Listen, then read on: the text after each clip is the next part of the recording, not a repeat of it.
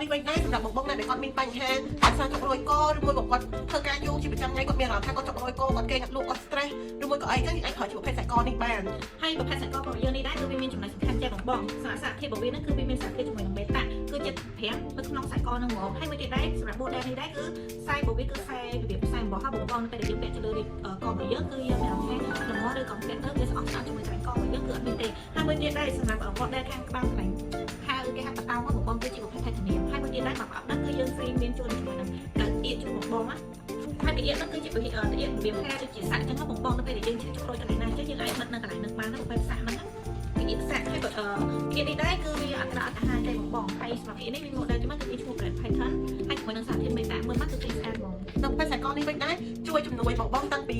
ថងករហូតដល់ស្មារហូតដល់ចង្កេះទៀតដល់បងហើយអ្វីដែលសំខាន់មួយទៀតប្រភេទនេះវិញដែរគឺយើងដាច់ខាតអត់ឲ្យពាក់នៅពេលដែលយើង steam sauna បងពេលដែលបង steam sauna កន្លែងទឹកក្តៅនេះចឹងបងអាចដកចេញបានណាបងដាក់ទុកនៅកន្លែងទៅដោយសារយើងអត់ឲ្យបងពាក់នៅកន្លែង steam sauna បើន័យថាមានសារធាតុជាតិថ្នាំនៅក្នុងហ្នឹងបើសិនជាបងពាក់សាច់កឲ្យចូល steam sauna ទៅវាធ្វើឲ្យបាត់បង់សារធាតុជាតិថ្នាំនៅក្នុងសាច់ករបស់យើងហ្នឹងហើយនៅពេលដែលបាត់បង់សារធាតុហ្នឹងទៅគឺវាមានប្រសិទ្ធភាពវាធ្វើcareនៅពេលដែលជំនួយទៅលើការ whisper ច្បាស់ទៅបញ្ហាជិះចុករយហ្នឹងណាបងចាសម្រាប់បងដែលគាត់ចង់ដល់ទីតាំងហាងផ្ទាល់អីទីតាំងរបស់យើងនៅផ្សារទំនើប Beyond Mall ជាន់ទី1ឬមួយក៏បងអាចតាក់ទងទៅតាមលេខទូរស័ព្ទលេខ09662323ឬក៏0232323